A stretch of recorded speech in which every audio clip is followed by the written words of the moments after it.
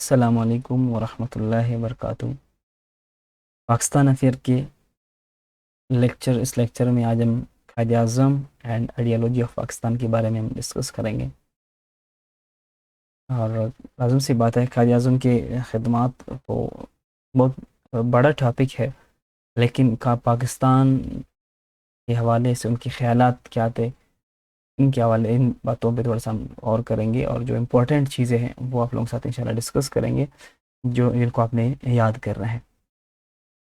سب سے پہلے کہ قائد اعظم آپ تو سے فیملر ہے، change the course of history was real, یعنی وہ ایک ایسے لیڈر تھے جو ایک ویژنری جو ہے لیڈرشپ کے ساتھ مسلمانوں کے لے کر آگے چلے گئے، اور سر سید احمد خان اور علامہ اقبال کی جو آئیڈیالوجی، ان کی جو یعنی نظریات تھے یا آئیڈیالوجی تھا ان کا، اس کو جو ہے پریکٹیکل شیپ انہوں نے دیا پاکستان کی صورت میں۔ Started his political career in 1906 by joining the Indian National Congress. 1906 میں انہوں نے پالیٹکس جوائن کیا، اور he was elected to the legislative council in 1909 and in 1913 he joined All India Muslim League. وہ جو ہے شروع میں جو ہے انہوں نے کانگریس کو جوائن کیا، اور اس کے بعد 1913 میں آپ نے جو ہے مسلم لیگ کو بھی جوائن کیا۔ اسی طرح جو ہے آپ 7 سال تک مسلم لیگ اور کانگریس دونوں کے ممبر رہے، یعنی دونوں پارٹی کے ممبرز وہ رہے۔ Having disagreement with Gandhi on issues of swaraj یعنی سیلف رول کے حوالے سے، جو ان کے ساتھ گاندھی کے ساتھ اختلافات جب پیدا ہو گئے، تو اس حوالے سے جو ہے پھر انہوں نے 1920 میں انہوں نے کانگریس سے ریزائن کیا، اور اس کے بعد انہوں نے اس سے پہلے بھی مسلمانوں اور ہندوؤں کے جو درمیان میں یونٹی کا انہوں نے بہت زیادہ کردار ادا کیا، تاکہ ان کو ambassador of Muslim Hindu unity جو ہے کہا جاتا ہے، یہ ٹائٹل بھی ان کو دیا جاتا ہے، کیونکہ انہوں نے بہت زیادہ کوشش کی، خصوصاً 1916 میں 1916 میں جو ہے انہوں نے لکھنؤ پیکٹ کے حوالے سے جو مسلمانوں کو کامیابی دلوائی، اور ایک جو ہے میثاق لکھنؤ جس کو کہتے ہیں، ایک معاہدہ کیا ہندوؤں کے ساتھ کانگریس کے ساتھ، تو یہ بہت یعنی اس کو کامیابی ان کو ملی، اور اس کو جو ہے بہت پذیرائی ملی، اور مسلمانوں کے لیے ایک بہت بڑا بریک تھرو تھا اس حوالے سے۔ تو 1920 میں انہوں نے جب اس کو ریزائن کیا، اس سے پہلے انہوں نے بہت زیادہ لکھنؤ پیکٹ میں جو ہے جو سائن ہو گیا تھا، ہندوؤں نے جو ہے مسلمانوں کے سیپریٹ الیکٹوریٹس، جو جداگانہ انتخابات کا ڈیمانڈ تھا، وہ انہوں نے قبول کیا، اور اس کے علاوہ 1/3 سیٹس یعنی آپ اس کو کہہ سکتے ہیں کہ 33% جو ہے وہ مرکزی جو ہے اسمبلی میں مسلمانوں کو سیٹس دلوائے، اور منٹری رائٹس کے لیے جو پروٹیکشن وغیرہ جو ایکسیپٹ کیے گئے ہیں میثاق لکھنؤ میں، وہ بہت یعنی مشہور بھی ہوئے اور بہت امپورٹنٹ بھی ہیں اس حوالے سے، تحریک پاکستان کے حوالے سے۔ اس کے بعد جب انہوں نے ریزائن کیا مسلم لیگ سے، کانگریس سے، تو وہ کمپلیٹلی جو ہے اس ویوز کے ہو گئے کہ پاکستان جو ہے یعنی مسلمان اور ہندو ایک ساتھ نہیں رہ سکتے ہیں، اور وہ الگ الگ قومیں ہیں۔ اس کے بعد جب نہرو رپورٹ جو ہے پیش کیا گیا 1928 میں، نہرو رپورٹ جب اس کو پیش کیا گیا، جہاں پہ بہت عجیب و غریب جو ہے رپورٹ یہ تھا، مسلمانوں کے بالکل خلاف تھا، تو اس کے جواب میں آپ نے جو ہے 1929 میں 14 نکات پیش کی، جو بہت امپورٹنٹ ہے، ایگزام کے حوالے سے بھی امپورٹنٹ ہے، اس کو آپ جو ہے لکھ بھی سکتے ہیں، نوٹس سے آپ دیکھ سکتے ہیں، ان کو یاد کرنا بھی بہت لازمی ہے۔ تو انہوں نے 14 پوائنٹس جو کہ بہت مشہور ہے، اس کو جو ہے یعنی ریپرزینٹ کیا۔ اسی طرح جو ہے 1935 میں جو ہے قائد started emphasizing on separate identity of Muslims and separate nations۔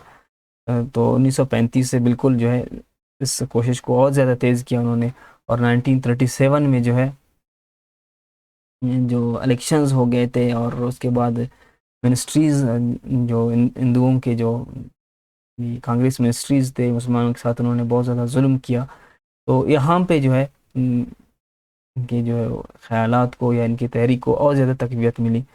ایک جگہ پر انہوں نے کہا تھا کہ Muslims are third party in India, اور 1939 میں انہوں نے کہا تھا کہ Muslim and Hindu are two nations, we are going to live as a nation and play her role as a nation. تو اس حوالے سے انہوں نے کہا تھا کہ ہم ایک الگ قوم ہے، ہماری الگ ایک پہچان ہے.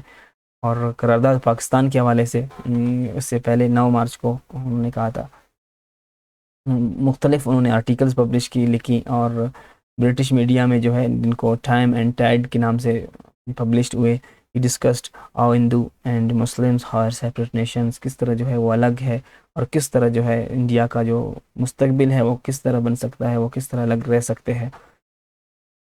اس کے علاوہ انہوں نے جو ہے اسلام پر بھی بہت زیادہ زور دیا، اور ماڈرن ڈیموکریسی پر، سوشل اکنامک جسٹس پر، اور رائٹس آف منارٹیز پر.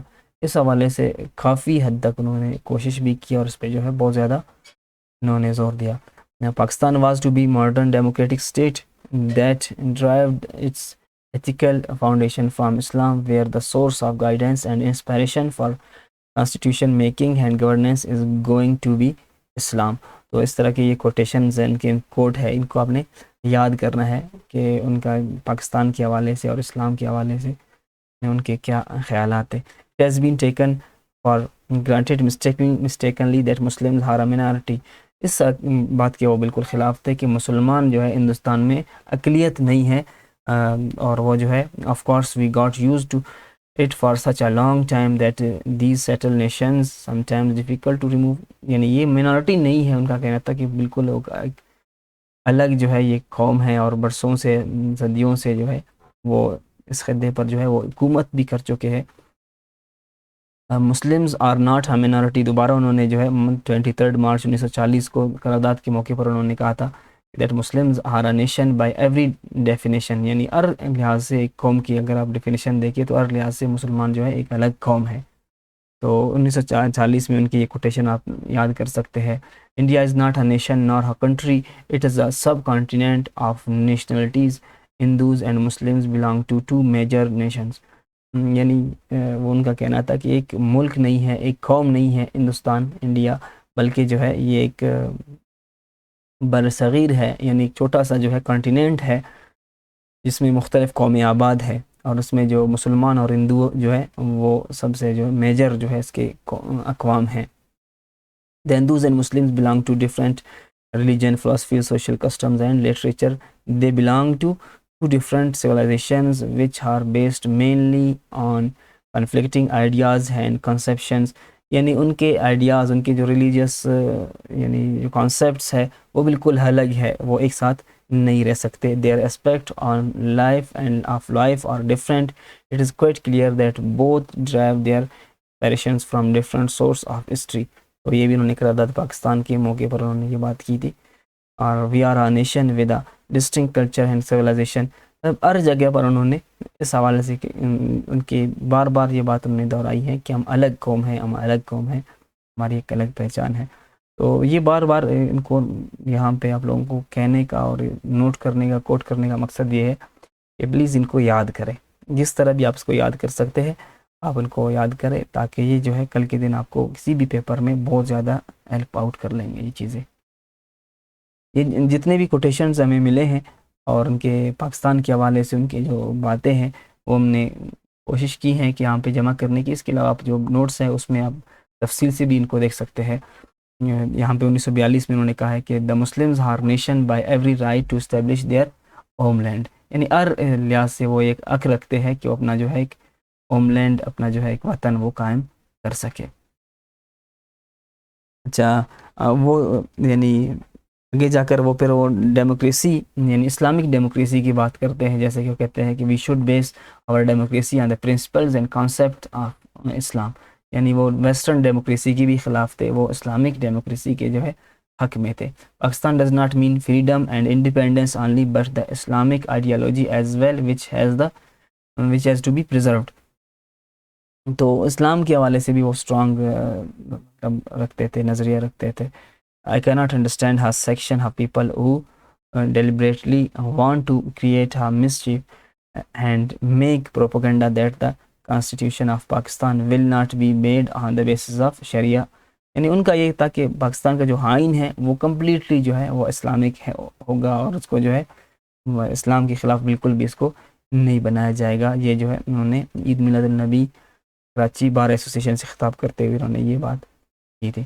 تو یہ کچھ جو کوٹیشنز ہیں وہ آپ لوگوں کو انشاءاللہ نوٹس میں بھی مل جائیں گے، ان کو یاد بھی کرنا ہے. اس حوالے سے انشاءاللہ آپ لوگوں کو اسائنمنٹس بھی ملیں گے. باقی انشاءاللہ ملتے ہیں نیکسٹ لیکچر میں. اپنا خیال رکھیے گا. بہت بہت شکریہ.